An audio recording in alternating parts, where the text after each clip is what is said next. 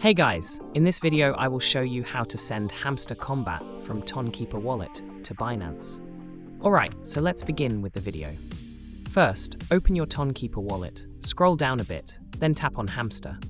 Make sure you have available Hamster in your balance and ready to send. Here, tap on Send. Here we need to copy our Hamster address and memo tag from Binance. So open Binance and logged into your account. Then tap on Assets tab at the bottom right, and here tap on Spot. Now tap on Deposit.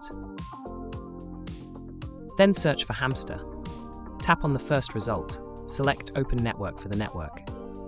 Both the memo and address are required to successfully deposit Hamster to Binance, so keep that in mind.